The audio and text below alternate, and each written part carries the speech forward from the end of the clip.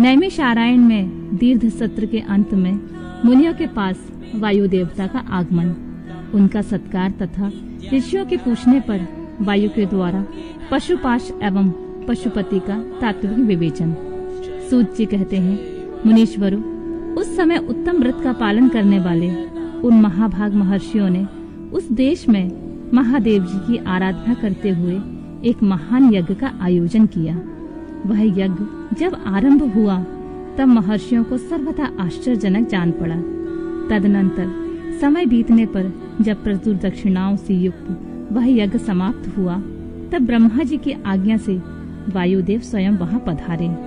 उनको आया देख दीर्घकालिक यज्ञ का अनुष्ठान करने वाले वे मुनि ब्रह्मा जी की बात को याद करके अनुपम हर्ष का अनुभव करने लगे। उन सब ने उठकर आकाश जन्मा वायु देवता को प्रणाम किया और उन्हें बैठने के लिए एक सोने का बना हुआ आसन दिया। वायु देवता उस आसन पर बैठे। मुनियों ने उनकी विधिवत पूजा की। तदनंतर उन सब का अभिनंदन करके वे कुशल मंगल पूछने लगे। वायु देवता बोले, ब्राह्मणों, इस महान यज्ञ का अनुष्ठान पूर्ण होने तक तुम सब लोग सकुशल रहे ना? यज्ञहंता देवद्रोही दैत्यों ने तुम्हें कोई बाधा तो नहीं पहुंचाई? तुम्हें कोई प्रायश्चित तो नहीं करना पड़ा? तुम्हारे यज्ञ में कोई दोष तो नहीं आया? क्या तुम लोगों ने स्त्रोत और शस्त्र ग्रहों द्वारा देवताओं का, पितृकर्मों का, पितरों का भली भांति पूजन करके यज्ञ विधि का अनुष्ठान भली भांति संपन्न किया? इस महायज्ञ की समाप्ति हो जाने पर अब आप लोग क्या करना चाहते हैं? मुनियों ने कहा, प्रभु, हमारे कल्याण की वृद्धि के लिए जब आप स्वयं यहाँ आ गए हैं, जब अब हमारा सब प्रकार से कुशल मंगल ही है तथा हमारी तपस्या भी उत्तम होगी, अब पहले का वृतांत सुनिए। हमारा हृदय अज्ञान अंधकार से आक्रांत हो गया था। तब हमने विज्ञान की प्राप्ति के लिए पूर्व काल में प्रजापति की उपासना की। शरणागत वत्सल प्रजापति ने हम शरणागतों पर कृपा करके इस प्रकार कहा, ब्राह्मणों, रुद्रदेव सबसे श्रेष्ठ हैं, वही परम कारण हैं। उन्हें तर्क से नहीं जाना जा सकता।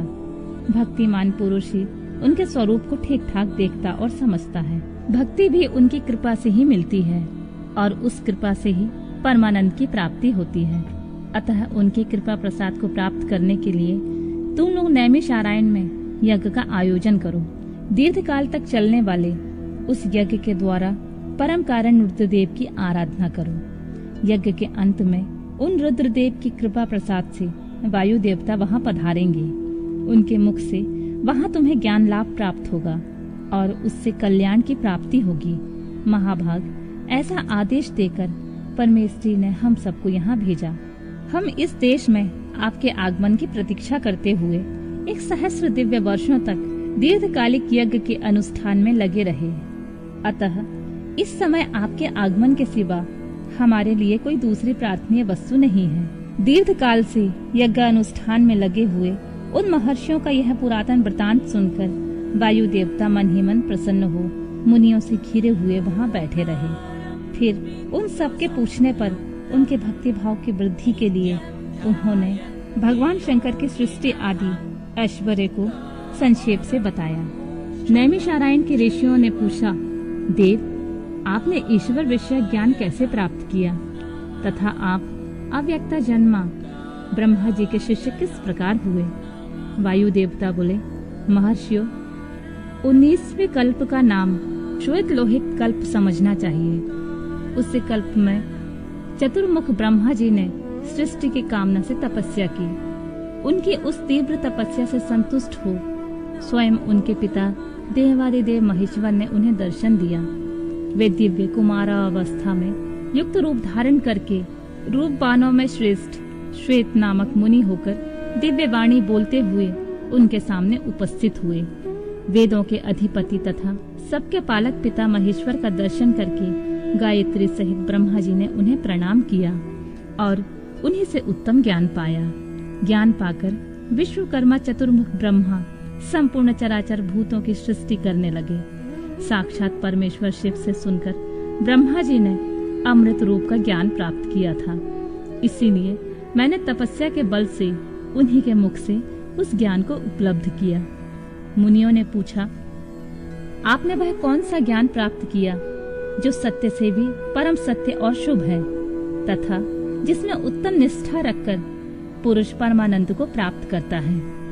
वायु देवता बोले, महर्षियों, मैंने पूर्व काल में पशुपाश और पशुपति का जो ज्ञान प्राप्त किया था, सुख चाहने वाले पुरुषों को उसी में ऊंची निष्ठा रखनी चाहिए।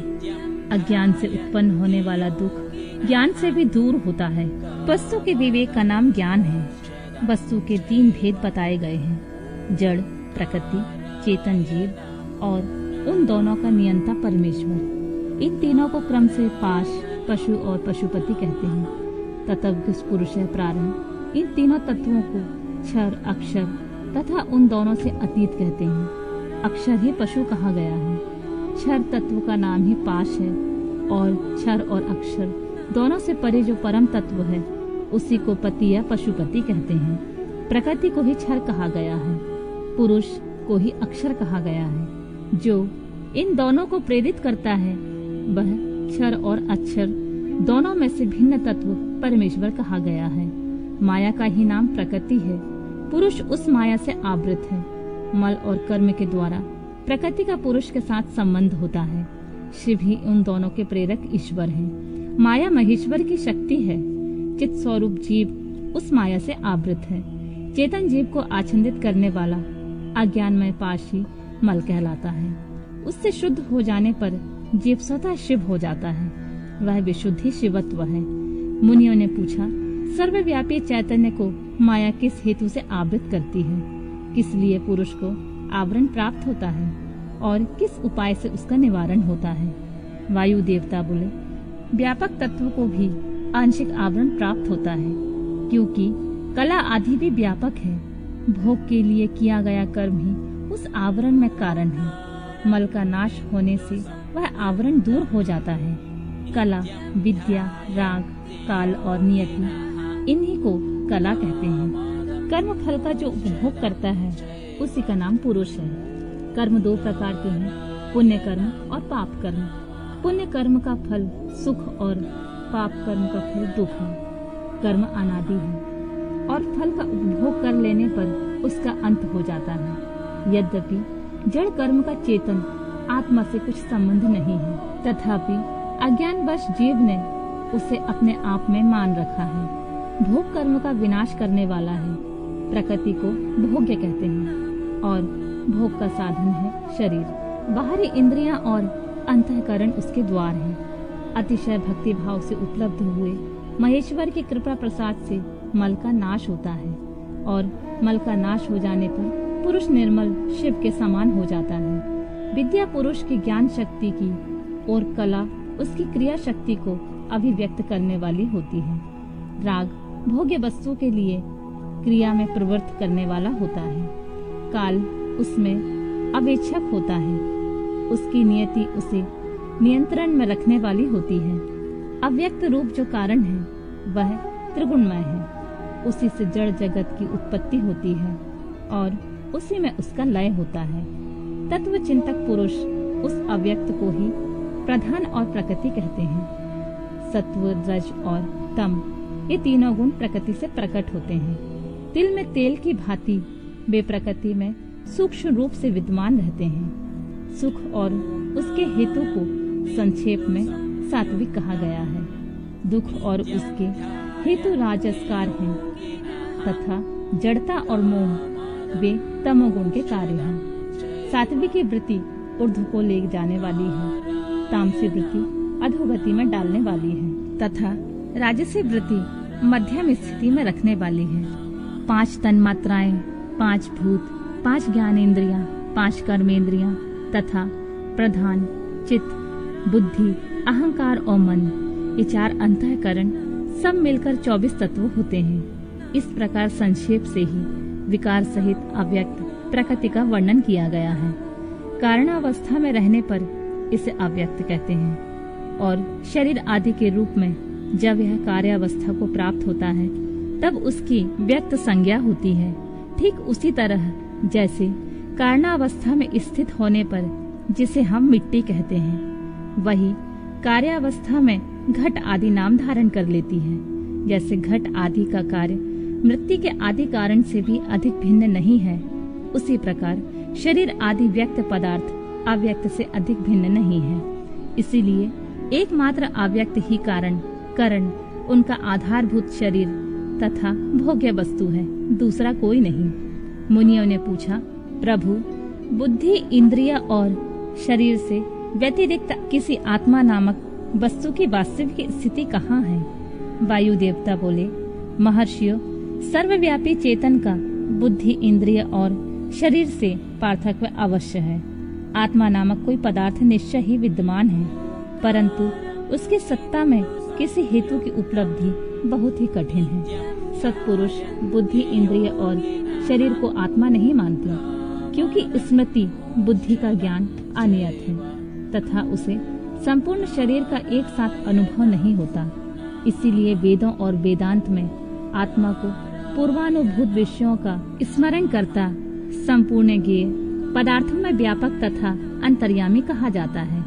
न यह स्त्री है, न पुरुष है, न नपुंसक ही है, न ऊपर है, न अगल बगल में है, न नीचे है और न किसी स्थान विशेष में है। यह संपूर्ण चल शरीर में अविचल, निराकार एवं अविनाशी रूप में स्थित है। ज्ञानी पुरुष निरंतर विचार करने से उस आत्म तत्व का साक्षात्कार कर पाते हैं। पुरुष का यह जो शरीर कहा गया है, इससे बढ़कर अशुद्ध, पराधीन, दुखमय और अस्थिर दूसरी कोई वस्तु नहीं है। शरीर ही सब विपत्तियों का मूल कारण है। उससे युक्त हुआ पुरुष अपने कर्म के अनुसार सुखी, दुखी या मूढ़ होता है। जैसे पानी से सींचा हुआ खेत अंकुर उत्पन्न करता है, उसी प्रकार अज्ञान से अप्रभावित हुआ कर्म नूतन शरीर को जन्म देता है। ये शरीर अत्यंत दुखों के आलय माने जाते हैं। इनकी मृत्यु अनिवार्य होती है। भूतकाल में कितने ही शरीर नष्ट हो गए और भविष्य काल में सहस्रों शरीर आने वाले हैं। वे सब के सब आकर जब जीर्ण शीर्ण हो जाते हैं, तब पुरुष उन्हें छोड़ देता है। कोई भी जीवात्मा किसी भी शरीर में अनंत काल तक रहने का अवसर नहीं पाता। यहाँ स्त्रियों, पुत्रों और बंधु बांधवों से जो मिलन होता है, वह पथिक को मार्ग में मिले हुए दूसरे पथिकों के समागम के ही समान है। जैसे महासागर में एक काष्ठ कहीं से और दूसरा काष्ठ कहीं से बहता आता है, वे दोनों काष्ठ कहीं थोड़ी दूरी देर के लिए मिल जाते हैं और मिलकर फिर बिछुड़ जाते हैं। उस प्रकार प्राणियों का यह समागम भी संयोग वियोग से युक्त है। ब्रह्मा जी से लेकर स्थावर प्राणियों तक सभी जीव पशु कहे गए हैं। उन सभी पशुओं के लिए यह दर्शन शास्त्र कहा गया है। यह जीव पाशों में बंधता है और दुख सुख भोगता है, इसलिए पशु कहलाता है।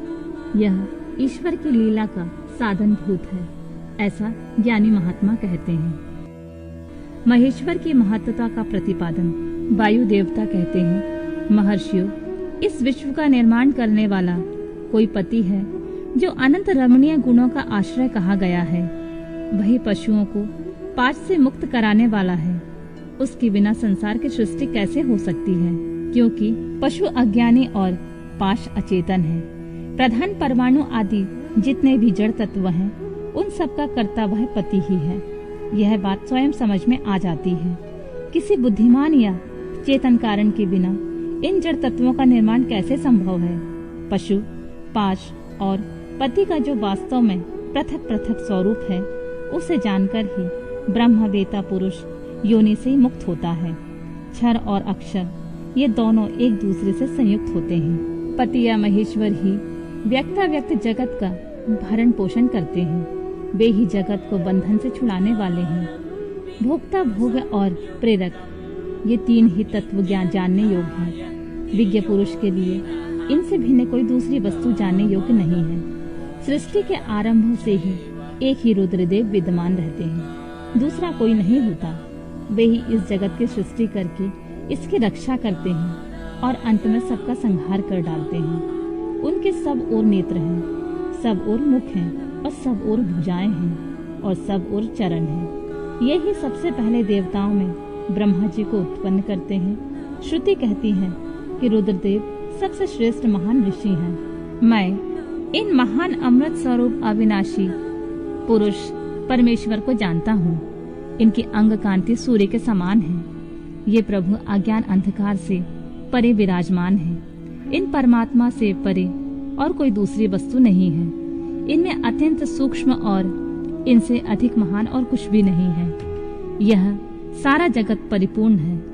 इनके सब ओर हाथ, पैर, नेत्र, मस्तक, मुख और कान हैं। ये लोक में सबको व्याप्त करके स्थित हैं। ये संपूर्ण इंद्रियों के विषयों को जानने वाले हैं, परंतु वास्तव में सब इंद्रियों से रहित हैं। सबके स्वामी, शासक, शरण दाता और सुहद्र हैं। ये नेत्र के बिना भी देखते हैं और कान के बिना भी सुनते हैं। ये सबको जानते हैं, किंतु इनको परिपूर्ण रूप से जानने वाला कोई नहीं है।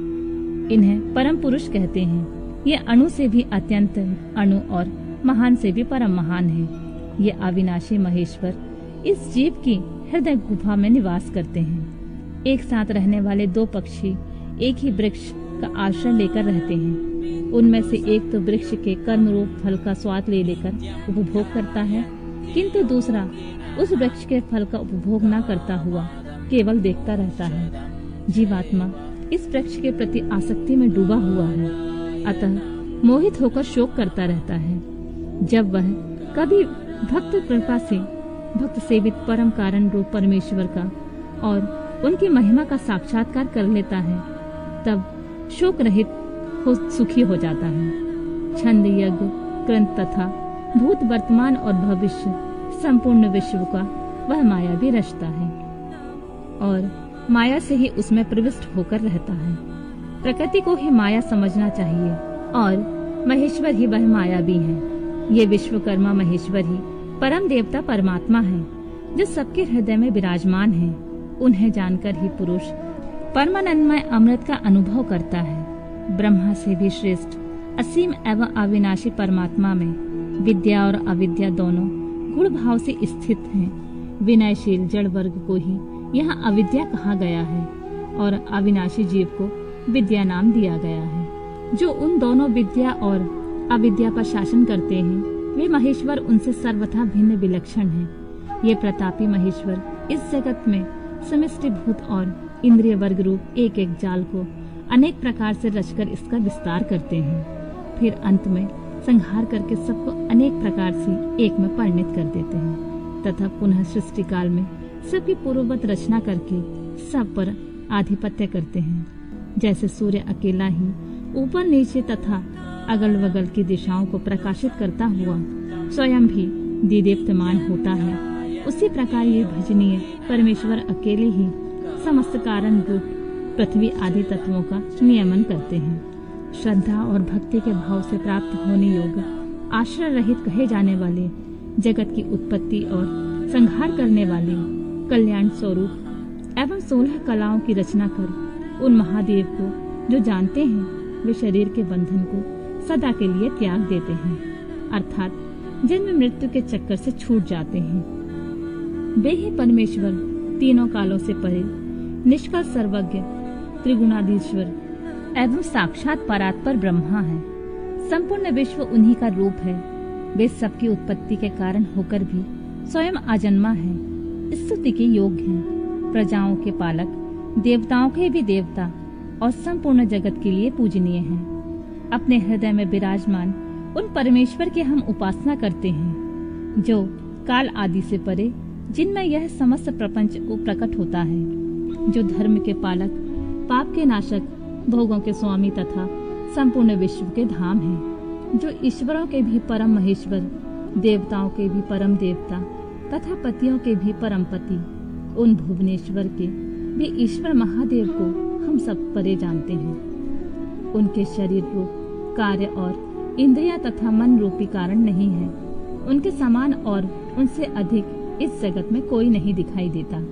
ज्ञान, बल और क्रिया रूप उनकी स्वाभाविक पराशक्ति वेदों में नाना प्रकार की सुनी गई है। उन्हीं शक्तियों से इस संपूर्ण विश्व की रचना हुई है। उनका ना कोई स्वामी है, ना कोई निश्चित चिन्ह है, ना उस पर किसी का शासन है। वह समस्त कारणों का भी कारण होता हुआ उनका अधीश्वर भी है। उनका न कोई जन्मदाता है, न जन्म है, न जन्म के माया मलादि हेतु ही है। वह एक ही संपूर्ण विश्व में समस्त भूतों में गुहा रूप से व्याप्त है। वह सभी भूतों की अंतरात्मा और धर्माध्यक्ष कहलाता है। वह सभी भूतों के अंदर बसा हुआ सबका दृष्टा, साक्षी, चेतन और निर्गुण है। वह एक है, वशी है, अनेकों विवश आत्मा निष्क्रिय पुरुषों को वश में रखने वाला है। वह नित्यों का नित्य, चेतनों का चेतन। वह एक है, कामना रहित है और बहुतों की कामना पूर्ण करने वाला ईश्वर है। सांख्य और योग अर्थात ज्ञान योग और निष्काम कर्म योग से प्राप्त करने योग सबके कारण रूप उन जगदीश्वर परमेश्वर को जानकर जीव संपूर्ण पाशों से मुक्त हो जाता है। वे संपूर्ण विश्व के दृष्टा, सर्वज्ञ, स्वयं ही अपने प्राकट्य के हेतु ज्ञान स्वरूप, काल के भी दृष्टा, संपूर्ण दिव्य गुणों से संपन्न, प्रकृति और जीवात्मा के स्वामी, समस्त गुणों के शासक तथा संसार बंधन से छुड़ाने वाले हैं। जिन परम देव ने सबसे पहले ब्रह्मा जी को उत्पन्न किया और स्वयं उन्हें वेदों का ज्ञान दिया। अपने स्वरूप विषयक बुद्धि को प्रसन्न करने वाले उन महेश्वर शिव को जानकर मैं इस संसार बंधन से छूटने के लिए उनकी शरण में जाता हूँ। यह वेदांत शास्त्र का परम गोपनीय ज्ञान है। पूर्व कल्प में मुझे इसका उपदेश किया गया था। मैंने बड़े सौभाग्य से ब्रह्मा जी के मुख से इस ज्ञान को पाया था। जो शम दम से रहित हो उसे इस परम उत्तम ज्ञान का उपदेश नहीं देना चाहिए। जो अपना पुत्र सदाचारी तथा शिष्य न हो उसे भी नहीं देना चाहिए। जिनकी परम देव परमेश्वर में परम भक्ति हो, जैसे परमेश्वर में है वैसे ही गुरु में भी है। उस महात्मा पुरुष के हृदय में ही ये बताए हुए रहस्यमय अर्थ प्रकाशित होते हैं। अतः संक्षेप में यह सिद्धांत की बात सुनो। भगवान शिव प्रकृति और पुरुष से परे हैं। वे ही सृष्टि काल में जगत को रचते और संहार काल में पुनः सबको आत्मसात कर लेते हैं। ब्रह्मा जी की मूर्छा, उनके मुख से रुद्रदेव का प्राकट्य, सब प्राण हुए ब्रह्मा जी के द्वारा 8 नामों से महेश्वर की स्तुति तथा रुद्र की आज्ञा से ब्रह्मा द्वारा सृष्टि रचना।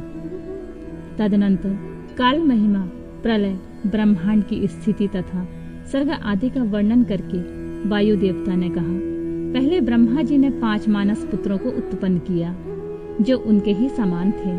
उनके नाम इस प्रकार हैं: सनक, सनंदन, विद्वान सनातन, ऋभु और सनत कुमार। वे सब के सब योगी, वीतराग और ईर्ष्या दोष से रहित थे। इन सब का मन ईश्वर के चिंतन में लगा रहता था, इसलिए उन्होंने सृष्टि रचना की इच्छा नहीं की।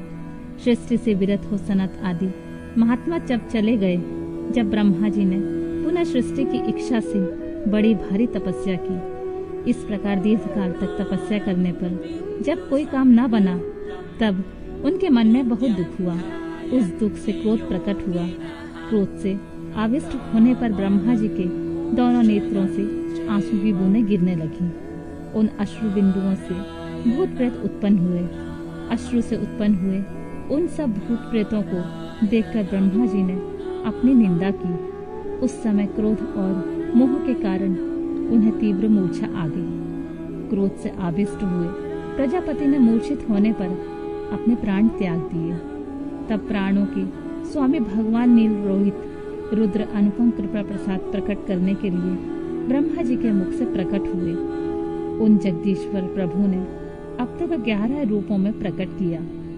महादेव जी ने अपने उस महामना 11 स्वरूपों में कहा, बच्चों, मैंने लोक पर अनुग्रह करने के लिए तुम लोगों की सृष्टि की है।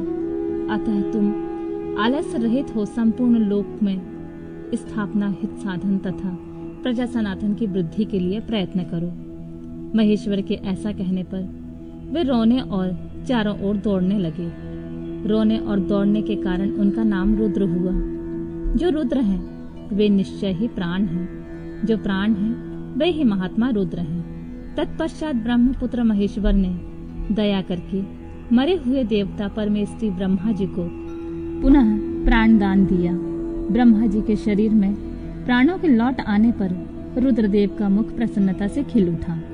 उन विश्वनाथ ने ब्रह्मा जी से यह उत्तम बात कही, उत्तम व्रत का पालन करने वाले जगत गुरु महाभाग, डरो मत, डरो मत। मैंने तुम्हारे प्राणों को नूतन जीवन प्रदान किया है, अतः सुख से उठो। स्वप्न में सुने हुए वाक्य की भांति उस मनोहर वचन को सुनकर ब्रह्मा जी ने प्रफुल्ल कमल के समान सुंदर नेत्रों द्वारा धीरे से भगवान हरि की ओर देखा। उनके प्राण पहले की तरह लौट आए थे। अतः ब्रह्मा जी ने दोनों हाथ जोड़कर स्नेह युक्त गंभीर वाणी के द्वारा उनसे कहा, प्रभु, आप दर्शन मात्र से मेरे मन को आनंद प्रदान कर रहे हैं, अतः बताइए आप कौन हैं, जो संपूर्ण जगत के रूप में स्थित हैं? क्या वे ही भगवान आप 11 रूपों में प्रकट हुए हैं? उनकी यह बात सुनकर देवताओं के स्वामी महेश्वर अपने परम सुखदायक कर कमलों द्वारा ब्रह्मा जी का स्पर्श करते हुए बोले, देव, तुम्हें ज्ञात होना चाहिए कि मैं परमात्मा हूँ और इस समय तुम्हारा पुत्र होकर प्रकट हुआ हूँ। यह जो 11 रुद्र हैं तुम्हारी सुरक्षा के लिए यहाँ आए हैं, अतः तुम मेरे अनुग्रह से इस तीव्र मूर्छा को त्याग कर जाग उठो और पूर्ववत प्रजा की सृष्टि करो। भगवान शिव के ऐसा कहने पर ब्रह्मा जी के मन में बड़ी प्रसन्नता हुई। उन विश्वात्मा ने 8 नामों द्वारा परमेश्वर शिव का स्तवन किया। ब्रह्मा जी बोले, भगवान रुद्र, आपका तेज असंख्य सूर्यों के समान अनंत है, आपको नमस्कार है। रस स्वरूप और जलमय विग्रह वाले आप भव देवता को नमस्कार है। नंदी और सुरभि ये दोनों आपके स्वरूप हैं। आप पृथ्वी रूपधारी सर्व को नमस्कार है। स्पर्शमय वायु रूप वाले आपको नमस्कार है। आप ही वसु रूपधारी ईश हैं, आपको नमस्कार है। अत्यंत तेजस्वी अग्नि रूप आप पशुपति को नमस्कार है। शब्द तन मात्रा से युक्त आकाश रूपधारी आप भीमदेव को नमस्कार है। उग्र रूप वाले यजमान मूर्ति आपको नमस्कार है। सोम रूप आप अमृत मूर्ति महादेव जी को नमस्कार है। इस प्रकार 8 मूर्ति और 8 नाम वाले आप भगवान शिव को मेरा नमस्कार है। इस प्रकार विश्वनाथ महादेव जी की स्तुति करके लोक पितामह ब्रह्मा ने प्रणाम पूर्वक उनसे प्रार्थना की, भूत भविष्य और वर्तमान के स्वामी मेरे पुत्र भगवान महेश्वर, आप सृष्टि के लिए मेरे शरीर से उत्पन्न हुए हैं। इसलिए जगत प्रभु इस महान कार्य में संलग्न हुए मुझ ब्रह्मा को आप सर्व के सहायता करें और स्वयं भी प्रजा की सृष्टि करें। ब्रह्मा जी की इस प्रकार प्रार्थना करने पर कल्याणकारी त्रिपुर नाशक रुद्रदेव ने बहुत अच्छा कहकर उनकी बात मान ली। तदनंतर प्रसन्न हुए महादेव जी का अभिनंदन करके सृष्टि के लिए उनकी आज्ञा पाकर भगवान ब्रह्मा ने अन्यान्य प्रजाओं की सृष्टि आरंभ की। उन्होंने अपने मन से ही मरीचि, भृगु, अंगिरा, पुलस्त्य, पुलह, क्रतु, अत्रि और वशिष्ठ की सृष्टि की। ये सब ब्रह्मा जी के पुत्र कहे गए हैं। धर्म, संकल्प और रुद्र के साथ इनकी संख्या 12 होती है। ये सब पुराने गृहस्थ हैं। देवगणों सहित इनके 12 दिव्य वंश कहे गए हैं, जो प्रजावान, क्रियावान तथा महर्षियों से अलंकृत हैं। तत्पश्चात जल पर स्थित हुए रुद्र सहित ब्रह्मा जी ने देवताओं, असुरों, पितरों और मनुष्यों की सृष्टि करने का विचार किया। ब्रह्मा जी ने सृष्टि के लिए समाधिस्थ होकर अपने चित्त को एकाग्र किया। तत्पश्चात मुख से देवताओं को, कोख से पितरों को, कोटि के अगले भाग से असुरों को तथा प्रजनेन्द्रियों से सब मनुष्यों को उत्पन्न किया। उनके गुदा स्थान में राक्षस उत्पन्न हुए, जो सदा भूख से व्याकुल रहते हैं। उनमें तमोगुण और रजोगुण की प्रधानता होती है। वे रात को ही विचरते और बलवान होते हैं। सांप, यक्ष, भूत और गंधर्व ये भी ब्रह्मा जी के अंगों से उत्पन्न हुए हैं। उनके पक्ष भाग से पक्षी हुए। वक्ष स्थल से अजन्म प्राणियों का जन्म हुआ है। मुख से बकरे और पार्श्व भाग से भुजंगमों की उत्पत्ति हुई है। दोनों पैरों से घोड़े, हाथी, शरभ, नीलगाय, भृग, ऊंट, खच्चर नामक भृग तथा पशु जाति के अन्य प्राणी उत्पन्न हुए हैं। रोमावलियों से औषधियों और फल फूलों का प्राकट्य हुआ है। ब्रह्मा जी के पूर्ववर्ती मुख से गायत्री छंद, ऋग्वेद, त्रिवित्र, तोम, रथंतर, साम तथा अग्नियोष्ठोम की यज्ञ की उत्पत्ति हुई है। उनके दक्षिण मुख से यजुर्वेद, त्रिदुप्त, छंद, पंचदश, तोम, रथंतर, साम तथा अग्निष्टोम नामक यज्ञ की उत्पत्ति हुई है। उनके दक्षिण मुख से यजुर्वेद, त्रिस्तुप, छंद, पंचदश, तोम, बृहस्साम और उक्यथ नामक यज्ञ की उत्पत्ति हुई है। उन्होंने अपने पश्चिम मुख से सामवेद, जगति छंद, सप्तदश, तोम, वैरूप्य, साम्य और अतिरात्र नामक यज्ञ को प्रकट किया। उनके उत्तरवर्ती मुख से एकविंश, तोम, अथर्ववेद, आयुक्तयाम नामक यम, अनुष्छंद और वैराज नामक साम्य का प्रादुर्भाव हुआ। उनके अंगों से और भी बहुत छोटे छोटे प्राणी उत्पन्न हुए। उन्होंने यक्ष, पिशाच, गंधर्व, अप्सराओं के समुदाय, मनुष्य, किन्नर, राक्षस, पक्षी, पशु, मृग और सर्प आदि संपूर्ण नित्य एवं अनित्य स्थावर जंगम जगत की रचना की। उनमें से जिन्होंने जैसे जैसे कर्म पूर्व कल्पों में अपनाए थे, पुनः पुनः सृष्टि होने पर उन्होंने अपने उन्हीं कर्मों को अपनाया। उस समय वे अपने पूर्व भावना से भावित होकर हिंसा अहिंसा से युक्त मृदु कठोर, धर्म अधर्म तथा सत्य और मिथ्या कर्म को अपनाते हैं, क्योंकि पहले ही वासना के अनुकूल कर्म ही उन्हें अच्छे लगते हैं। इस प्रकार विधाता ने स्वयं ही इंद्रियों के विषय, भूत और शरीर आदि में विभिन्नता और व्यवहार की सृष्टि की। उन पितामह ने कल्प के आरंभ में देवता आदि प्राणियों के नाम, रूप तथा कार्य विस्तार को वेदोक्त वर्णन के अनुसार ही निश्चित किया। ऋषियों के नाम तथा जीविका साधक कर्म भी उन्होंने वेदों के अनुसार ही निर्दिष्ट किए। अपनी रात व्यतीत होने पर अजन्मा ब्रह्मा ने स्वरचित प्राणियों को वे ही नाम और कर्म दिए जो पूर्व काल में उन्हें प्राप्त थे। जिस प्रकार भिन्न भिन्न ऋतुओं के पुनः पुनः आने पर उनके चिन्ह और नाम रूप आदि पूर्ववत रहते हैं, उसी प्रकार युगादि काल में भी उनके पूर्व भाव ही दृष्टिगोचर होते हैं। इस प्रकार स्वयंभू ब्रह्मा जी की लोक सृष्टि उन्हीं के विभिन्न अंगों से प्रकट हुई है। महत् से लेकर विशेष पर्यंत सब कुछ प्रकृति का विकार है। यह प्राकृत जगत चंद्रमा और सूर्य की प्रभा से उद्दासित, ग्रह और नक्षत्रों से मंडित, नदियों, पर्वतों तथा समुद्रों से अलंकृत और भांति भांति के रमणीय नगरों एवं समृद्धिशाली जनपदों से सुशोभित है। इसी को ब्रह्मा जी का वन या ब्रह्मा वृक्ष कहते हैं। उस ब्रह्मा वन में अव्यक्त एवं सर्वज्ञ ब्रह्मा विचरते हैं। वह सनातन ब्रह्मा वृक्ष अव्यक्त रूपी बीज से प्रकट एवं ईश्वर के अनुग्रह पर स्थित है। बुद्धि इसका तना और बड़ी बड़ी डालियां हैं। ब्रह्मा भीतर के खोखले हैं। महाभूत इसकी सीमा है। विशेष पदार्थ इसके निर्मल पत्ते हैं। धर्म और अधर्म इसके सुंदर फूल हैं। इसमें मुख और दुख रूपी फल लगते हैं। यह संपूर्ण भूतों का जीवन का सहारा है। ब्राह्मण लोग सुदलोक में उनका मस्तक, आकाश को नाभि, चंद्रमा और सूर्य को नेत्र, दिशाओं को कान और पृथ्वी को उनके पैर बताते हैं। वे आचिंत्य स्वरूप महेश्वर ही सब भूतों के निर्माता हैं। उनके मुख से ब्राह्मण प्रकट हुए हैं। वक्ष स्थल से ऊपरी भाग से क्षत्रियों की उत्पत्ति हुई है। दोनों जांघों से वैश्य और पैरों से शूद्र उत्पन्न हुए हैं। इस प्रकार उनके अंगों से ही संपूर्ण वर्णों का प्रादुर्भाव हुआ है। भगवान रुद्र के ब्रह्मा जी के मुख से प्रकट होने का रहस्य।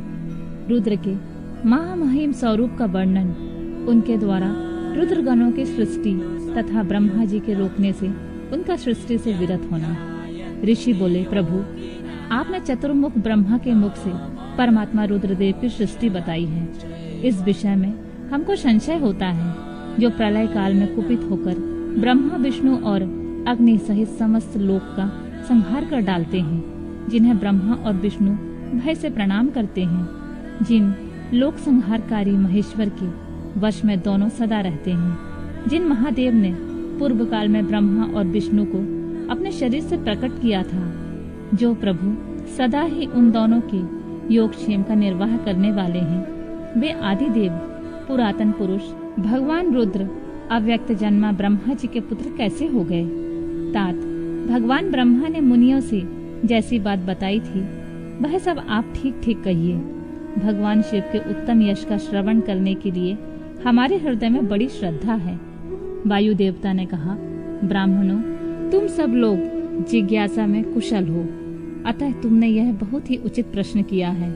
मैंने भी पूर्व काल में पितामह ब्रह्मा जी के समक्ष यही प्रश्न रखा था। उसके उत्तर में पितामह ने मुझसे जो कुछ कहा था वही मैं तुम लोगों को बताऊंगा। जैसे रुद्रदेव उत्पन्न हुए और फिर जिस प्रकार ब्रह्मा और विष्णु की परस्पर उत्पत्ति हुई वह सब विषय सुना रहा हूँ। ब्रह्मा, विष्णु और रुद्र तीनों ही कारणात्मा है। वे क्रमशः चराचर जगत की सृष्टि, पालन और संहार के हेतु हैं और साक्षात महेश्वर से प्रकट हुए हैं। उनमें परम ऐश्वर्य विद्यमान है। वे परमेश्वर से भावित और उनकी शक्ति से अधिष्ठित हो सदा उनके कार्य में करने में समर्थ होते हैं।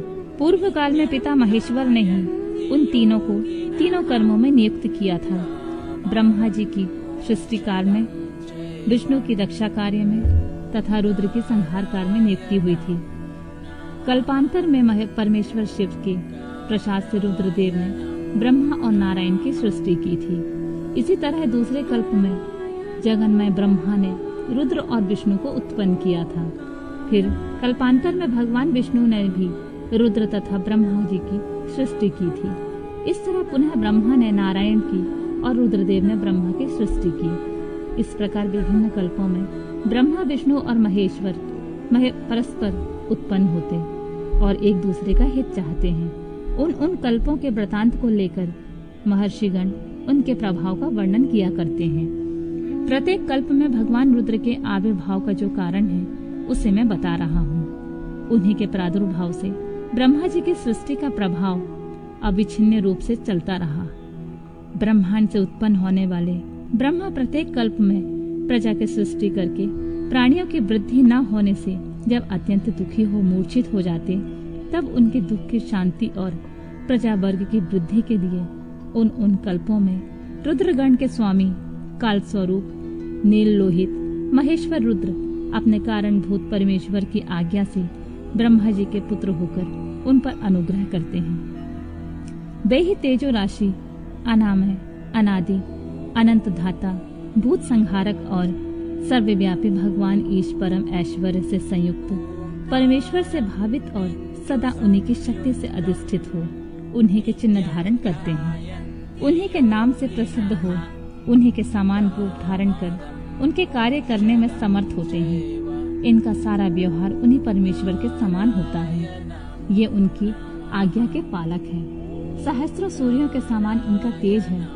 वे अर्धचंद्राकार के आभूषण से रूप में धारण करते हैं। उनके हार, बाजूबंद और कड़े सर्पमय हैं। वे मूंछ की मेखला धारण करते हैं। जलंधर, विरंच और इंद्र उनकी सेवा में खड़े रहते हैं तथा हाथ में कपाल खंड उनकी शोभा बढ़ाता है। गंगा की ऊंची तरंगों से उनके पिंगल वर्ण वाले केश और मुख भीगे रहते हैं। उनकी कमनीय कैलाश पर्वत की विभिन्न प्रांत टूटी हुई दाढ़ वाले सिंह आदि वन्य पशुओं से आक्रांत है।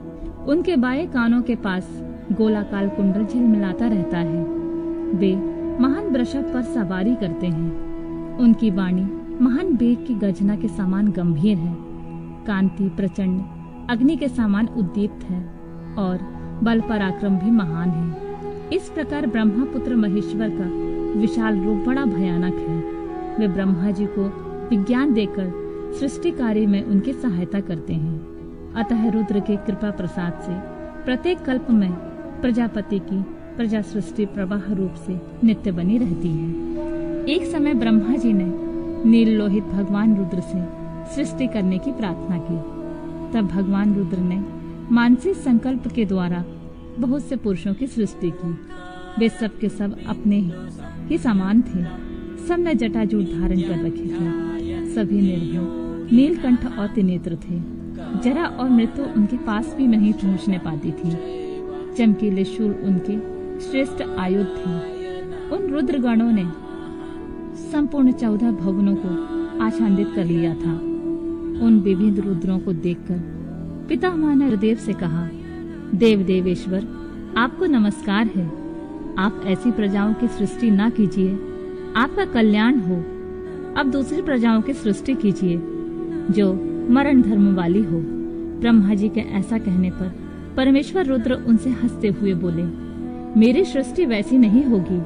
अशुभ प्रजाओं की सृष्टि तुम ही करो। ब्रह्मा जी से ऐसा कहकर संपूर्ण भूतों के स्वामी भगवान रुद्र उन रुद्रगणों के साथ प्रजा की सृष्टि के कार्य में निवृत्त हो गए।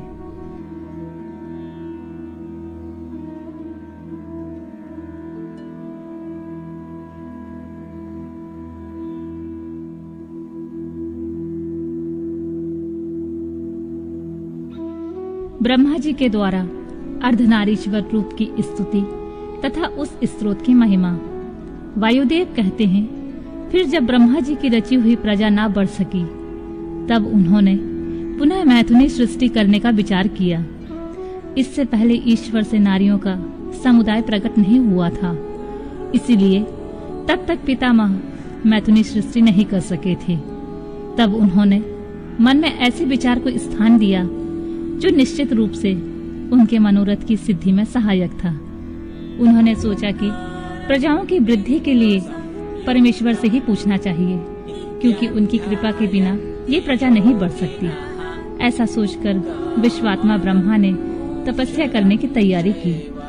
तब जो आद्या अनंता, लोक भाविनी, सूक्ष्मतरा, भावगव्या, मनोहरा, निर्गुणा, निप्रपंजा, निष्कला, नित्य तथा सदा ईश्वर के पास रहने वाली जो उनकी परमा शक्ति है, उसी से युक्त भगवान त्रिलोचन का अपने हृदय में चिंतन करते हुए ब्रह्मा जी बड़ी भारी तपस्या करने लगे। तीव्र तपस्या में लगे हुए परमेष्ठी ब्रह्मा पर उनके पिता महादेव जी थोड़े ही समय में संतुष्ट हो गए। तदनंतर अपने अनिर्वचनीय अंश से किसी अद्भुत मूर्ति में आविष्ट हो भगवान महादेव आधे शरीर में नारी और आधे शरीर में ईश्वर होकर स्वयं ब्रह्मा जी के पास गए। उन सर्वव्यापी सब कुछ देने वाले, सत असत से रहित, समस्त उपमाओं से शून्य, शरणागत वत्सल और सनातन शिव को दंडवत प्रणाम करके ब्रह्मा जी उठे और हाथ जोड़कर महादेव जी तथा महादेवी पार्वती की स्तुति करने लगे।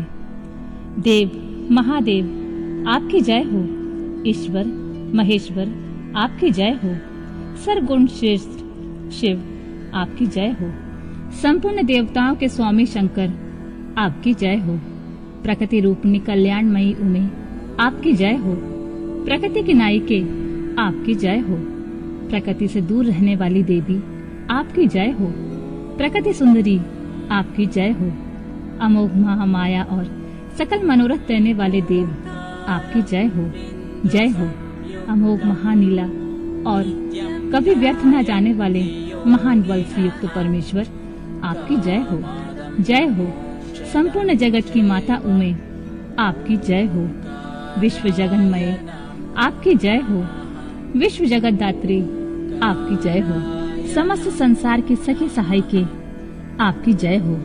प्रभु आपका ऐश्वर्य और धाम दोनों सनातन हैं, आपकी जय हो, जय हो, आपका रूप और अनुचर वर्ग भी आपकी ही भांति सनातन है, आपकी जय हो, जय हो, अपने तीनों रूपों द्वारा तीनों लोकों का निर्माण, पालन और संहार करने वाली देवी आपकी जय हो, जय हो, जय हो, तीनों लोकों अथवा आत्मा, अंतरात्मा और परमात्मा, तीनों आत्माओं की नायिके आपकी जय हो। प्रभु जगत के कारण तत्वों का प्रादुर्भाव और विस्तार आपकी कृपा दृष्टि के अधीन है, आपकी जय हो। प्रलय काल में आपकी उपेक्षा युक्त कटाक्षपूर्ण दृष्टि से जो भयानक आग से प्रकट होती है, उसके द्वारा सारा भौतिक जगत भस्म हो जाता है, आपकी जय हो। देवी आपके स्वरूप का सम्यक ज्ञान देवता आदि के लिए भी असंभव है, आपकी जय हो। आप आत्म तत्व के सूक्ष्म ज्ञान से प्रकाशित होती हैं, आपकी जय हो। ईश्वरी आपने स्थूल आत्मशक्ति से चराचर जगत को व्याप्त कर रखा है, आपकी जय हो, जय हो। प्रभु विश्व के तत्वों का समुदाय अनेक और एक रूप में आपके ही आधार पर स्थित है, आपकी जय हो। आपके श्रेष्ठ सेवकों का समूह बड़े बड़े असुरों के मस्तक पर पांव रखता है, आपकी जय हो। शरणागतों की रक्षा करने में अतिशय समर्थ परमेश्वरी आपकी जय हो। संसार रूपी विश्व वृक्ष के उगने वाले अंकुरों का उन्मूलन करने वाली उमे आपकी जय हो। प्रादेशिक ऐश्वर्य, वीर्य और शौर्य का विस्तार करने वाले देव, आपकी जय हो। विश्व से परे विद्यमान देव, आपने अपने वैभव से दूसरों के वैभवों को तिरस्कृत कर दिया है, आपकी जय हो। पंचविधि मोक्ष रूप पुरुषार्थ के प्रयोग द्वारा परमानंदमय अमृत की प्राप्ति कराने वाले परमेश्वर, आपकी जय हो। पंचविध पुरुषार्थ के विज्ञान रूप अमृत से परिपूर्ण स्रोत स्वरूपनी परमेश्वरी, आपकी जय हो। अत्यंत भयानक संसार रूपी महारोग को दूर करने वाले वैद्य शिरोमणि, आपकी जय हो। अनादि कर्ममल एवं अज्ञान रूपी अंधकार राशि को दूर करने वाली चंद्रिका रूपनी शिवे, आपकी जय हो। त्रिपुर का विनाश करने के लिए कालाग्नि स्वरूप महादेव, आपकी जय हो। त्रिपुर भैरवी, आपकी जय हो। तीनों गुणों से युक्त महेश्वर, आपकी जय हो। तीनों गुणों का मर्दन करने वाली महेश्वरी, आपकी जय हो। आदि सर्वज्ञ, आपकी जय हो। सबको ज्ञान देने वाली देवी, आपकी जय हो। प्रचुर दिव्य अंगों से सुशोभित देव, आपकी जय हो। मनवांछित वस्तु देने वाली देवी, आपकी जय हो। भगवान देव, कहाँ तो आपका उत्कृष्ट धाम और कहाँ मेरी तुच्छ वाणी, तथापि भक्ति भाव से प्रलाप करते हुए मुझ सेवक के अपराध को आप क्षमा कर दें। इस प्रकार सुंदर उक्तियों द्वारा भगवान रुद्र और देवी का एक साथ गुणगान करके चतुर्मुख ब्रह्मा ने रुद्र एवं रुद्राणी को बारंबार नमस्कार किया। ब्रह्मा जी के द्वारा पठित यह पवित्र एवं उत्तम अर्धनारीश्वर स्तोत्र शिव तथा पार्वती के हर्ष को बढ़ाने वाला है। जो भक्ति पूर्वक जिस किसी भी गुरु की विद शिक्षा से इस स्तोत्र का पाठ करता है, वह शिव और पार्वती को प्रसन्न करने के कारण अपने अभीष्ट फल को प्राप्त कर लेता है।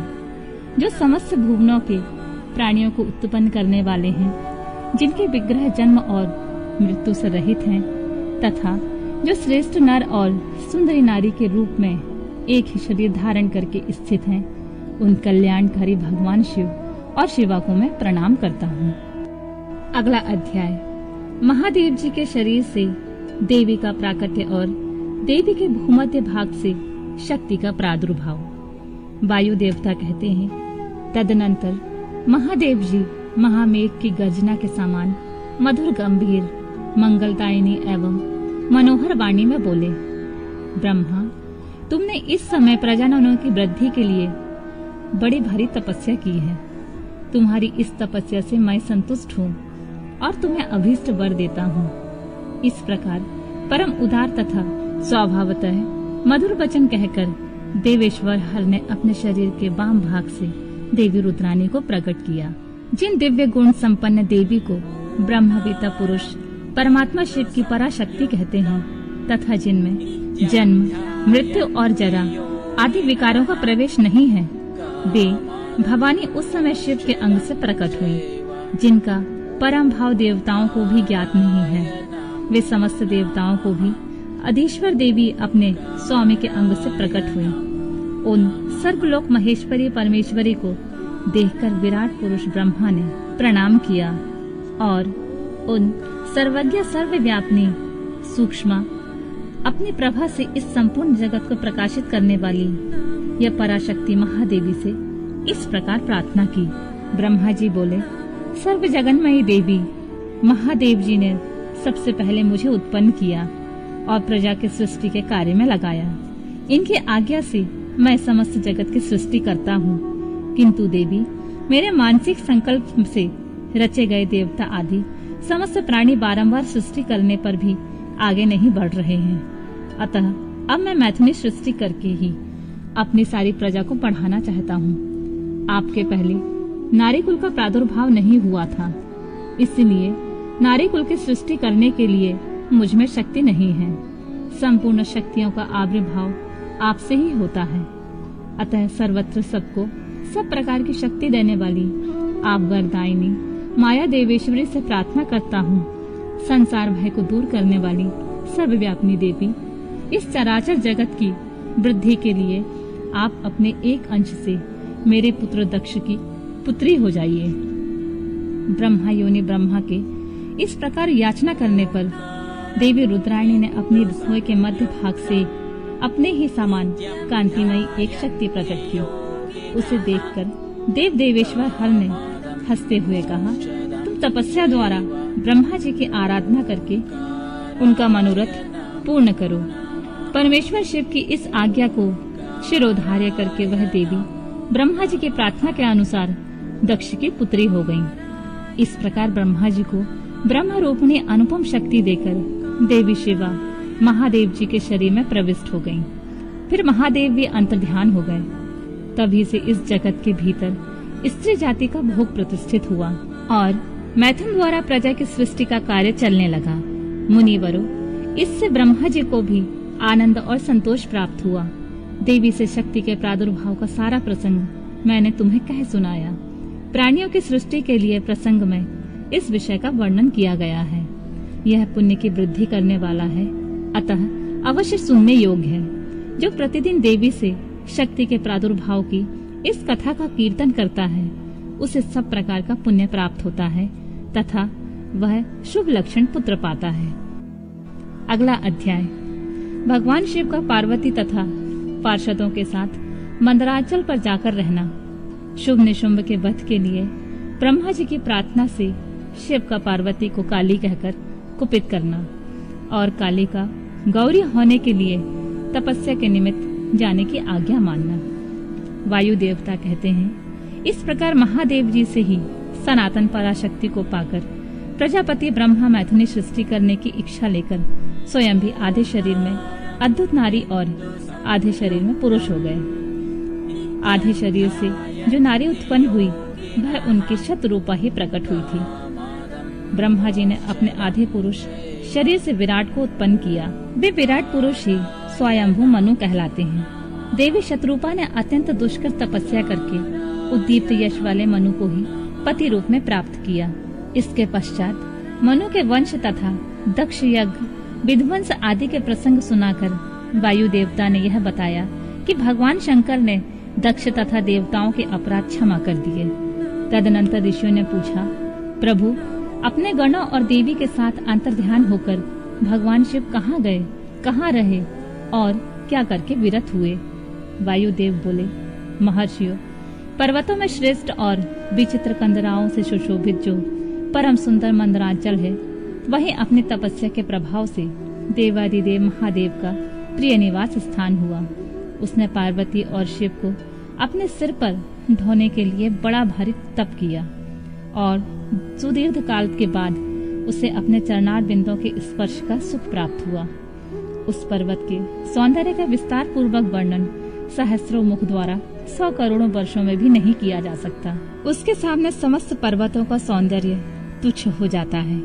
इसलिए महादेव जी ने देवी का प्रिय करने की इच्छा से उस अत्यंत रमणीय पर्वत को अपना अंतःपुर बना लिया। इस सर्वश्रेष्ठ पर्वत का स्मरण करके रैम आश्रम के समीप स्थित हुए अंबिका सहित भगवान त्रिलोचन वहां से अंतर्ध्यान होकर चले गए। मंदरांचल के उद्यान में पहुंचकर देवी सहित महेश्वर वहां के रमणीय तथा दिव्य अंतःपुर की भूमियों में रमण करने लगे। जब इस तरह कुछ समय बीत गया और ब्रह्मा जी की मैथुनी सृष्टि के द्वारा जब प्रजाएं बढ़ गईं, तब शुंभ और निशुंभ नामक 2 दैत्य उत्पन्न हुए। वे परस्पर भाई थे। उनके तपोबल से प्रभावित हो परमेष्ठी ब्रह्मा ने उन दोनों भाइयों को यह वर दिया था कि इस जगत में किसी भी पुरुष से तुम मारे नहीं जा सकोगे। उन दोनों ने ब्रह्मा जी से यह प्रार्थना की थी कि पार्वती देवी के अंश से उत्पन्न जो अयोनिजा कन्या उत्पन्न हो, जिसे पुरुष का स्पर्श तथा रति नहीं प्राप्त हुई हो तथा जो अद्भुत पराक्रम से संपन्न हो, उसके प्रति काम भाव से पीड़ित होने पर हम युद्ध में उसी के हाथों मारे जाएं। उनकी इस प्रार्थना पर ब्रह्मा जी ने तथास्तु कहकर स्वीकृति दे दी। तभी से युद्ध में इंद्र आदि देवताओं को जीतकर उन दोनों ने जगत को अनीति पूर्वक वेदों के स्वाध्याय और यज्ञ आदि से रहित कर दिया। तब ब्रह्मा ने उन दोनों के वध के लिए देवेश्वर शिव से प्रार्थना की, प्रभु, आप एकांत में देवी की निंदा करके भी जैसे तैसे उन्हें क्रोध दिलाइए और उनके रूप रंग की निंदा से उत्पन्न हुई काम भाव से रहित कुमारी स्वरूपा शक्ति को निशुंभ और शुंभ के वध के लिए देवताओं को अर्पित कीजिए। ब्रह्मा जी की इस तरह प्रार्थना करने पर भगवान नील लोहित रुद्र एकांत में पार्वती की निंदा सी करते हुए मुस्कुराकर बोले, तुम तो काली हो। तब सुंदर वर्ण वाली देवी पार्वती अपने श्यामल वर्ण के कारण आक्षेप सुनकर कुपित हो उठी और पति देव से मुस्कुराकर समाधान रहित वाणी में बोली, प्रभु, यदि मेरे इस काले रंग पर आपका प्रेम नहीं है तो इतने दीर्घ काल से अपनी शिक्षा का आप दमन क्यों करते रहे हैं? कोई स्त्री कितनी ही सर्वांग सुंदरी क्यों ना हो, यदि पति का उस पर अनुराग नहीं हुआ तो अन्य समस्त गुणों के साथ उसका जन्म लेना व्यर्थ हो जाता है। स्त्रियों की यह सृष्टि ही पति के भोग का प्रधान अंग है। यदि वह उससे वंचित हो गई तो इसका और कहाँ उपयोग हो सकता है। इसलिए आपने एकांत में जिसकी निंदा की है उस वर्ण को त्याग कर अब मैं दूसरा वर्ण ग्रहण करूंगी अथवा स्वयं ही मिट जाऊंगी। ऐसा कहकर देवी पार्वती शैया से उठकर खड़ी हो गईं और तपस्या के लिए दृढ़ निश्चय करके गद्य कंठ से जाने की आज्ञा मानने लगी। इस प्रकार प्रेम भंग होने से भयभीत हो भूतनाथ भगवान शिव स्वयं भवानी को प्रणाम करते हुए ही बोले, प्रिय, मैंने क्रीड़ा या मनोविवाद के लिए यह बात कही है। मेरे इस अभिप्राय को ना जानकर तुम कुपित क्यों हो गई? यदि तुम पर मेरा प्रेम नहीं होगा तो और किस पर हो सकता है? तुम इस जगत की माता हो और मैं पिता तथा अधिपति हूँ। फिर तुम पर मेरा प्रेम ना होना कैसे संभव हो सकता है? हम दोनों का वह प्रेम ही क्या कामदेव की प्रेरणा से हुआ है? कदापि नहीं, क्योंकि कामदेव की उत्पत्ति से पहले ही जगत की उत्पत्ति हुई है। कामदेव की सृष्टि तो मैंने साधारण लोगों की रति के लिए की है। कामदेव मुझे साधारण देवता के समान मानकर मेरा कुछ तिरस्कार करने लगा था, अतः मैंने उसे भस्म कर दिया। हम दोनों का यह लीला विहार भी जगत की रक्षा के लिए ही है, अतः उसी के लिए आज मैंने तुम्हारे प्रति यह परिहास युक्त बात कही थी। मेरे इस कथन की सत्यता तुम पर शीघ्र ही प्रकट हो जाएगी। देवी ने कहा, भगवान, पति के प्यार से वंचित होने पर जो नारी अपने प्राणों का भी परित्याग नहीं कर देती वह कुलांगना और शुभ लक्षणा होने पर भी सत्पुरुषों द्वारा निंदित ही समझी जाती है। मेरा शरीर गौर वर्ण का नहीं है, इस बात को लेकर आपको बहुत खेद होता है। अन्यथा क्रीड़ा या परिहास में भी आपके द्वारा मुझे काली कलूटी कहा जाना कैसे संभव हो सकता था? मेरा कालापन आपको प्रिय नहीं है, इसलिए वह सत्पुरुषों द्वारा भी निंदित है। अतः तपस्या द्वारा इसका त्याग किए बिना अब मैं यहाँ नहीं रह सकती। शिव बोले, यदि अपने श्यामता को त्याग लेकर तुम्हें इस तरह संताप हो रहा है तो इसके लिए तपस्या करने की क्या आवश्यकता है? तुम मेरी या अपनी इच्छा मात्र से ही दूसरे वर्ण से युक्त हो जाओ। देवी ने कहा, मैं आपसे अपने रंग का परिवर्तन नहीं चाहती, स्वयं भी इसे बदलने का संकल्प नहीं कर सकती। अब तो तपस्या द्वारा ब्रह्मा जी की आराधना करके ही मैं शीघ्र ही गोरी हो जाऊंगी। शिव बोले, महादेवी, पूर्व काल में मेरी ही कृपा से ब्रह्मा को ब्रह्म पद की प्राप्ति हुई थी, अतः तपस्या द्वारा उन्हें बुलाकर तुम क्या करोगी? देवी ने कहा, इसमें संदेह नहीं है कि ब्रह्मा आदि समस्त देवताओं को आपसे ही उत्तम पदों की प्राप्ति हुई है। तथापि आपकी आज्ञा पाकर मैं तपस्या द्वारा ब्रह्मा जी की आराधना करके ही अपना अभीष्ट सिद्ध करना चाहती हूँ। पूर्व काल में जब मैं सती के नाम से दक्ष की पुत्री हुई थी तब तपस्या द्वारा ही मैंने आप जगदीश्वर को पति के रूप में प्राप्त किया था। इसी प्रकार आज भी तपस्या द्वारा ब्राह्मण ब्रह्मा को संतुष्ट करके मैं गौरी होना चाहती हूँ। ऐसा करने में यहाँ क्या दोष है, मुझे बताइए। महादेव जी के ऐसा कहने पर वामदेव मुस्कुराते हुए से चुप रह गए। देवताओं का कार्य सिद्ध करने की इच्छा से उन्होंने देवी को रोकने के लिए हठ नहीं किया। अगला अध्याय, पार्वती की तपस्या, एक व्याघ्र पर उनकी कृपा, ब्रह्मा जी के उनके पास आना, देवी के साथ उनका वार्तालाप, देवी के द्वारा काली त्वचा का त्याग और उससे कृष्ण वर्णा कुमारी कन्या के रूप में उत्पन्न हुई कौशिकी के द्वारा शुम्भ निशुम्भ का वध। वायु देवता कहते हैं, महर्षियों, तदनंतर पतिव्रता माता पार्वती पति की परिक्रमा करके उनके वियोग से होने वाले दुख को किसी तरह रोककर हिमालय पर्वत पर चली गईं। उन्होंने पहले सखियों के साथ जिस स्थान पर तप किया था उस स्थान से उनका प्रेम सा हो गया था। अतः फिर उसी को उन्होंने तपस्या के लिए चुना। तदनंतर माता पिता के घर जाकर उनका दर्शन और प्रणाम करके उन्हें सब समाचार बताकर उनकी आज्ञा लेकर उन्होंने सारे आभूषण उतार दिए और फिर तपोवन में जाकर स्नान के पश्चात तपस्वी का परम पावन वेश धारण करके अत्यंत तीव्र एवं परम दुष्कर तपस्या करने का संकल्प किया। वे मन ही मन सदा पति के चरणार बिंदों का चिंतन करती हुई किसी क्षणिक लिंग में उन्हीं का ध्यान करके पूजन की बाहरी विधि के द्वारा जंगल के फल फूल आदि उपकरणों द्वारा तीनों समय उनका पूजन करती थी। भगवान शंकर ही ब्रह्मा का रूप धारण करके मेरी तपस्या का फल मुझे देंगे, ऐसा मन में विश्वास रखकर वे प्रतिदिन तपस्या में लगी रहती थीं। इस तरह तपस्या करते करते जब बहुत समय बीत गया तब एक दिन उनके पास कोई बहुत बड़ा व्याघ्र देखा गया। वह दुष्ट भाव से वहां आया था। पार्वती के निकट आते ही उस दुरात्मा का शरीर जड़वत हो गया। वह उनके समीप चित्र लिखित सा दिखाई देने लगा। दुष्ट भाव से आए हुए उस व्याघ्र को देखकर भी देवी पार्वती साधारण नारी की भांति स्वभाव से विचलित नहीं हुई। उस व्याघ्र के सारे अंग अकड़ गए थे। वह भूख से अत्यंत पीड़ित हो रहा था और यह सोचकर कि यही मेरा भोजन है, निरंतर देवी की ओर ही देख रहा था। देवी के सामने खड़ा खड़ा वह उनकी उपासना सी करने लगा। इधर देवी के हृदय में सदा यही भाव आता था कि यह व्याघ्र मेरा ही उपासक है, दुष्ट वन पशुओं से मेरी रक्षा करने वाला है। यह सोचकर वे उस पर कृपा करने लगी। उन्हीं की कृपा से उसके तीनों प्रकार के मल तत्काल नष्ट हो गए। फिर तो उस व्याघ्र को सहसा देवी का स्वरूप का बोध हुआ। उसकी भूख मिट गई और उसके अंगों की जड़ता भी दूर हो गई। उसके साथ ही उसे जन्म सिद्ध दुष्टता नष्ट हो गई और निरंतर तृप्ति बनी रहने लगी। उस समय उत्कृष्ट रूप से अपनी कृतार्थता का अनुभव करता हुआ वह तत्काल भक्त हो गया और उन परमेश्वरी की सेवा करने लगा। अब वह अन्य दुष्ट जंतुओं को खदेड़ता हुआ तपोवन में विचरने लगा। इधर देवी की तपस्या बढ़ी और तीव्र से तीव्रतर होती गई।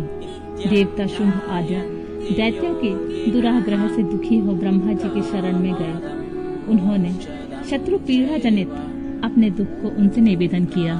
शुंभ और निशुंभ वरदान पाने के घमंड से देवताओं को जैसे जैसे दुख देते थे, वह सब सुनकर ब्रह्मा जी को उन पर बड़ी दया आई। उन्होंने दैत्य वध के लिए भगवान शंकर के साथ हुई बातचीत का स्मरण करके देवताओं के साथ देवी के तपोवन को प्रस्थान किया। वहां सूर्यश्रेष्ठ ब्रह्मा ने उत्तम तप में परिनिष्ठित परमेश्वरी पार्वती को देखा। वे संपूर्ण जगत की प्रतिष्ठा से जान पड़ती थी। अपने श्री हरि के तथा रुद्रदेव के भी जन्मदाता पिता महामहेश्वर की भार्या आर्या जगन माता गिरजा नंदिनी पार्वती जी को ब्रह्मा जी ने प्रणाम किया। देवगणों के साथ ब्रह्मा जी को आया देख देवी ने उनके योग अर्घ्य देकर स्वागत आदि द्वारा उनका सत्कार किया। बदले में उनका भी सत्कार और अभिनंदन करके ब्रह्मा जी ने अनजान की भांति देवी की तपस्या का कारण पूछने लगे। ब्रह्मा जी बोले, देवी, इस तीव्र तपस्या के द्वारा आप किस अभीष्ट मनोरथ की सिद्धि करना चाहती हैं? तपस्या के संपूर्ण फलों की सिद्धि तो आपके ही अधीन है, जो समस्त लोकों के स्वामी हैं। उन्हीं परमेश्वर को पति के रूप में पाकर आपने तपस्या का संपूर्ण फल प्राप्त कर लिया है, अथवा यह सारा ही क्रियाकलाप आपका लीला विलास है। परंतु आश्चर्य की बात तो यह है कि आप इतने दिनों से महादेव जी के विरह का कष्ट कैसे सह रही हैं? देवी ने कहा, ब्रह्मा, जब सृष्टि के आदि काल में महादेव जी से आपकी उत्पत्ति सुनी जाती है, तब समस्त प्रजाओं में प्रथम होने के कारण आप मेरे ज्येष्ठ पुत्र हैं। फिर जब प्रजा की वृद्धि के लिए आपके ललाट से भगवान शिव का प्रादुर्भाव हुआ, तब आप मेरे पति के पिता और मेरे ससुर होने के कारण गुरुजनों की कोटि में आ जाते हैं। और जब मैं सोचती हूँ कि स्वयं मेरे पिता गिरिराज हिमालय आपके पुत्र हैं, तब आप मेरे साक्षात पितामह लगते हैं, लोक पितामह। इस तरह आप लोक यात्रा के विधाता हैं। अंतःपुर में पति के साथ जो वृतांत घटित हुआ है, उसे मैं आपके सामने कैसे कह सकूंगी? अतः यहाँ बहुत कहने का क्या लाभ। मेरे शरीर में जो यह कालापन है, इसे सात्विक विधि से त्याग कर मैं गौरवर्ण होना चाहती हूँ। ब्रह्मा जी बोले, देवी, इतने ही प्रयोजन के लिए आपने ऐसा कठोर तप क्यों किया? क्या इसके लिए आपकी इच्छा मात्र ही पर्याप्त नहीं थी, अथवा यह आपकी ही एक लीला है? जगत माते, आपकी लीला भी लोकहित के लिए ही होती है। अतः आप इसके द्वारा मेरे एक अभीष्ट फल की सिद्धि कीजिए। निशुंभ और शुंभ नामक 2 दैत्य हैं, उनको मैंने वर दे रखा है। इसमें उनका घमंड बहुत ज्यादा बढ़ गया है और वे देवताओं को सता रहे हैं। उन दोनों को आपके ही हाथों मारे जाने का वरदान प्राप्त हुआ है। अतः अब विलंब करने से कोई लाभ नहीं। आप क्षण भर के लिए सुस्थिर हो जाइए। आपके द्वारा जो शक्ति रची या छोड़ी जाएगी, वही उन दोनों के लिए मृत्यु हो जाएगी। ब्रह्मा जी की इस प्रकार प्रार्थना करने पर गिरिराज कुमारी देवी पार्वती सहसा अपनी काली त्वचा के आवरण को उतारकर गौण वर्णा हो गई। त्वचा कोश काली त्वचा में आवरण रूप से त्यागी गई जो उनकी शक्ति थी, उसका नाम कौशिकी हुआ। वह काले मेघ के समान कांति वाली कृष्ण वर्णा कन्या हो गई। देवी की वह मायामयी शक्ति ही योग निद्रा और वैष्णवी कहलाती है। उसकी 8 बड़ी बड़ी भुजाएं थीं। उसमें उन हाथों में शंख, चक्र और त्रिशूल आदि आयुध धारण कर रखे थे। उन देवी के 3 रूप हैं, सौम्य, घोर और मिश्र। वह 3 नेत्रों से युक्त थी। उसने मस्तक पर अर्धचंद्र का मुकुट धारण कर रखा था। उसे पुरुष का स्पर्श तथा रति का योग प्राप्त नहीं था और वह अत्यंत सुंदरी थी। देवी ने अपनी इस सनातन शक्ति को ब्रह्मा जी के हाथ में दे दिया। वही दैत्य प्रवर शुंभ और निशुंभ का वध करने वाली हुई। उस समय प्रसन्न हुए ब्रह्मा जी ने उस पराशक्ति को सवारी के लिए एक प्रबल सिंह प्रदान किया, जो उनके साथ ही आया हुआ था। उस देवी के रहने के लिए ब्रह्मा जी ने विंध्यागिरी पर वास स्थान दिया और वहां नाना प्रकार के उपचारों से उनका पूजन किया। विश्वकर्मा ब्रह्मा जी के द्वारा सम्मानित हुई वह शक्ति अपनी माता गौरी को और ब्रह्मा जी को क्रमशः प्रणाम करके अपने ही अंगों से उत्पन्न और अपने ही समान शक्तिशालिनी बहुसंख्यक शक्तियों को साथ ले दैत्यराज शुंभ निशुंभ को मारने के लिए उद्यत होकर विंध्य पर्वत को चली गई। उसने सम्रांगण में उन दोनों दैत्यराजों को मार गिराया। उस युद्ध का अन्यत्र वर्णन हो चुका है, इसलिए उसकी विस्तृत कथा यहाँ नहीं कही गई है। दूसरे स्थलों में उसकी ऊहा कर लेनी चाहिए। अब मैं प्रस्तुत प्रसंग का वर्णन करता हूँ। अगला अध्याय। गौरी देवी का व्याघ्र को अपने साथ ले जाने के लिए ब्रह्मा जी से आज्ञा मांगना, ब्रह्मा जी का उसे दुष्कर्मी बताकर रोकना, देवी का शरणागत को त्यागने से इनकार करना, ब्रह्मा जी का देवी की महत्ता बताकर अनुमति देना और देवी का माता पिता से मिलकर मंदरांचल को जाना। वायु देवता कहते हैं, कौशिकी को उत्पन्न करके उसे ब्रह्मा जी के हाथ में देने के पश्चात गौरी देवी ने प्रत्युपकार के लिए पितामह से कहा। देवी बोली, क्या आपने मेरे आश्रम में रहने वाले व्याघ्र को देखा है? इसने दुष्ट जंतुओं से मेरी तपोवन की रक्षा की है। यह मुझ में अपना मन लगाकर अनन्य भाव से मेरा भजन करता रहा है। अतः इसकी रक्षा के सिवा दूसरा कोई मेरा प्रिय कार्य नहीं है। यह मेरे अंतःपुर में विचरने वाला होगा। भगवान शंकर इसे प्रसन्नता पूर्वक गणेश्वर का पद प्रदान करेंगे। मैं इसे आगे करके सखियों के साथ यहाँ से जाना चाहती हूँ। इसके लिए आप मुझे आज्ञा दें, क्योंकि आप प्रजापति हैं। देवी के ऐसा कहने पर उन्हें भोली भाली जान हंसते और मुस्कुराते हुए ब्रह्मा जी उस व्याघ्र की पुरानी क्रूरतापूर्ण करतूतें बताते हुए उसकी दुष्टता का वर्णन करने लगे। ब्रह्मा जी ने कहा, देवी, कहाँ तो पशुओं में क्रूर व्याघ्र और कहाँ यह आपकी मंगलमयी कृपा। आप विषधर सर्प के मुख में साक्षात अमृत क्यों सींच रहे हैं? यह केवल व्याघ्र के रूप में रहने वाला कोई दुष्ट निशाचर है। इसने बहुत से गौओं और तपस्वी ब्राह्मणों को खा डाला है। यह उन सबको इच्छा अनुसार ताप देता हुआ मनमाना रूप धारण करके विचरता है। अतः इसे अपने पाप कर्म का फल अवश्य भोगना चाहिए। ऐसे दुष्टों पर आपको कृपा करने की क्या आवश्यकता है? इस स्वभाव से ही कलुषित चित्त वाले दुष्ट जीव से देवी को क्या काम है। देवी बोली, आपने जो कुछ कहा है वह सब ठीक है, यह ऐसा ही सही, तथापि मेरी शरण में आ गया है, अतः मुझे इसका त्याग नहीं करना चाहिए। ब्रह्मा जी ने कहा, देवी, इसके आपके प्रति भक्ति है। इस बात को जाने ही बिना मैंने आपके समक्ष इसके पूर्व चरित्र का वर्णन किया है। यदि इसके भीतर भक्ति है तो पहले के पापों से इसका क्या बिगड़ने वाला है, क्योंकि आपके भक्त का कभी नाश नहीं होता। जो आपकी आज्ञा का पालन नहीं करता वह पुण्य कर्मा होकर भी क्या करेगा। देवी, आप ही अजन्मा, बुद्धिमती, पुरातन शक्ति और परमेश्वरी हैं। सबके बंध और मोक्ष की व्यवस्था आपके ही अधीन है। आपके सिवा पराशक्ति कौन है। आपके बिना किसको कर्मजनित सिद्धि प्राप्त हो सकती है। आप ही असंख्य रुद्रों की विविध शक्ति हैं। शक्ति रहित कर्ता काम करने में कौन सी सफलता प्राप्त करेगा। भगवान विष्णु को, मुझको तथा अन्य देवता, दानव और राक्षसों को उन ऐश्वर्य की प्राप्ति कराने के लिए आपकी आज्ञा ही कारण है। असंख्य ब्रह्मा, विष्णु तथा रुद्र जो आपकी आज्ञा का पालन करने वाले हैं बीत चुके हैं और भविष्य में भी होंगे। देवेश्वरी, आपकी आराधना किए बिना हम सब श्रेष्ठ देवता भी धर्म आदि चारों पुरुषार्थों की प्राप्ति नहीं कर सकते।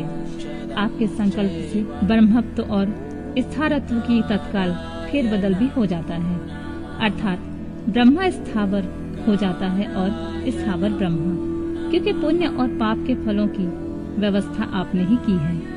आप ही जगत के स्वामी परमात्मा शिव के अनादि, अमध्य और अनंत आदि सनातन शक्ति हैं। आप संपूर्ण लोक यात्रा का निर्वाह करने के लिए किसी अद्भुत मूर्ति में आविष्ट हो नाना प्रकार के भावों से क्रीड़ा करती हैं। भला आपको ठीक ठाक कौन जानता है। अतः यह पापचारी व्याघ्र भी आज आपकी कृपा से परम सिद्धि प्राप्त करे, इसमें कोई बाधक हो सकता है।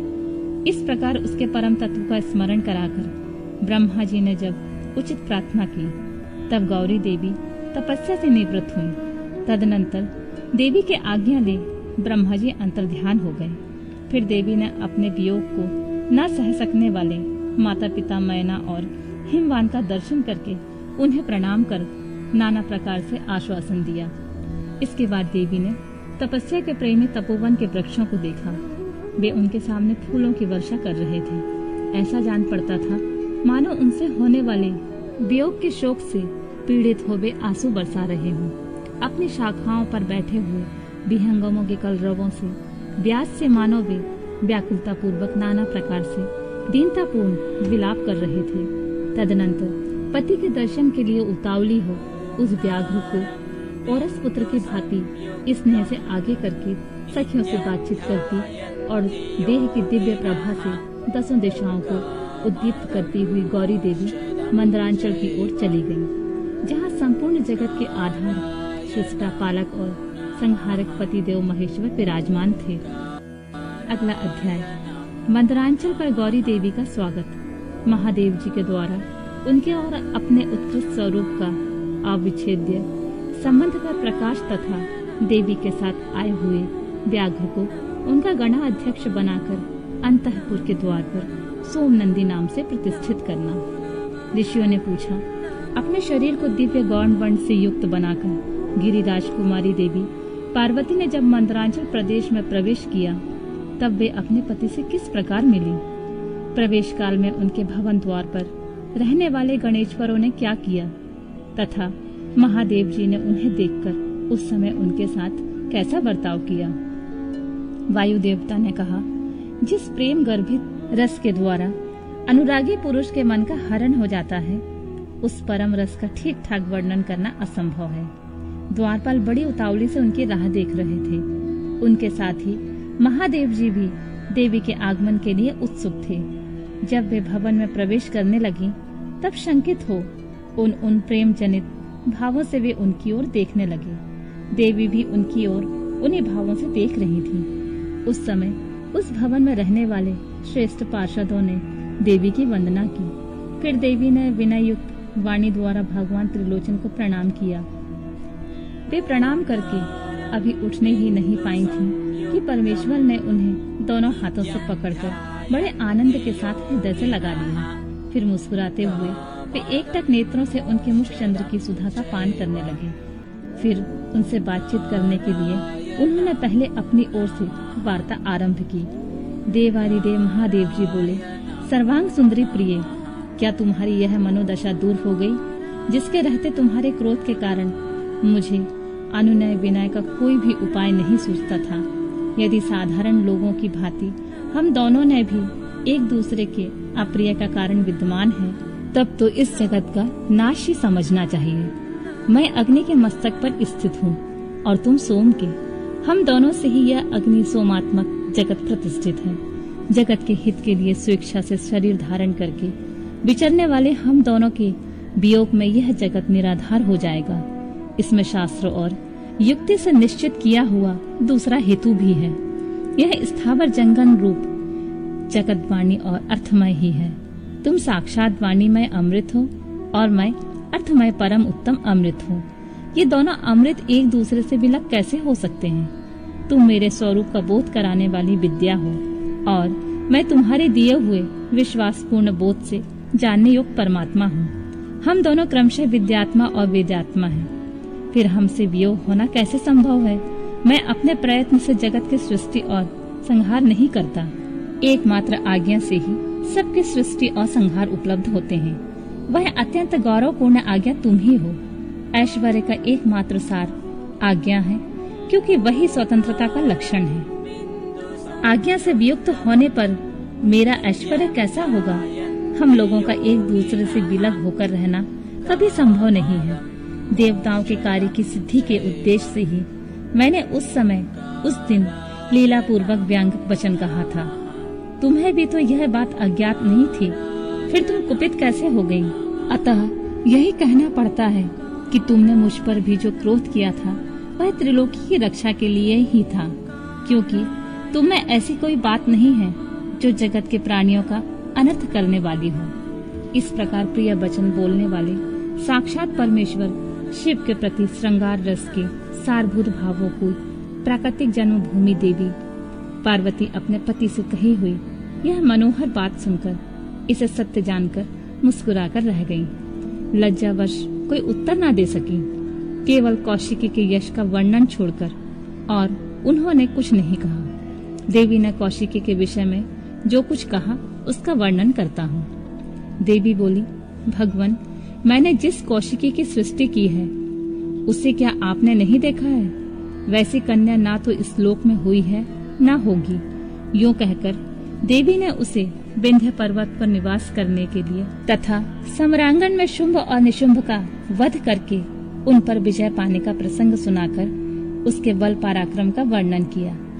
साथ ही यह भी बताया कि वह उपासना करने वाले लोगों को सदा प्रत्यक्ष फल देती है तथा निरंतर लोगों की रक्षा करती रहती है। इस विषय में ब्रह्मा जी आपको आवश्यक बातें बताएंगे। उस समय इस प्रकार की बातचीत करती हुई देवी की आज्ञा से ही एक सखी ने उस व्याघ्र को लाकर उनके सामने खड़ा कर दिया। उसे देखकर देवी कहने लगी, देव, यह व्याघ्र मैं आपके लिए भेंट में लाई हूँ। आप इसे देखिए। इसके समान मेरा उपासक दूसरा कोई नहीं है। इसने दुष्ट जंतुओं के समूह से मेरे तपोवन की रक्षा की थी। यह मेरा अत्यंत भक्त है और अपने रक्षणात्मक कार्य से मेरा विश्वास पात्र बन गया है। मेरी प्रसन्नता के लिए यह अपना देश छोड़कर यहाँ आ गया है। महेश्वर, यदि मेरे आने से आपको प्रसन्नता हुई है और यदि आप मुझ पर अत्यंत प्रेम करते हैं तो मैं चाहती हूँ कि यह नंदी की आज्ञा से मेरे अंतःपुर के द्वार पर अन्य रक्षकों के साथ उन्हीं के चिन्ह धारण करके सदा स्थित रहे। वायुदेव कहते हैं, देवी के इस मधुर वचन और अंततोगत्वा प्रेम बढ़ाने वाले शुभ वचन को सुनकर महादेव जी ने कहा, मैं बहुत प्रसन्न हूँ। फिर तो वह व्याघ्र उसी क्षण लचकती हुई स्वर्ण जटित वैद की छड़ी, रत्नों से जड़ित विचित्र कवच, सर्प किसी आकृति वाली छुरी तथा रक्ष कोचित वेश धारण किए गणाध्यक्ष के पद पर प्रतिष्ठित दिखाई दिया। उसने उमा सहित महादेव और नंदी को आनंदित किया था। इसलिए सोमनंदी नाम से विख्यात हुआ। इस प्रकार देवी का प्रिय कार्य करके चंद्राग भूषण महादेव जी ने उन्हें रत्न भूषित दिव्य आभूषणों से भूषित किया। चंद्रभूषण भगवान शिव ने सर्व मनोहारिणी गिरिराज कुमारी गौरी देवी को पलंग पर बिठाकर उस समय सुंदर अलंकारों से स्वयं ही उनका श्रृंगार किया।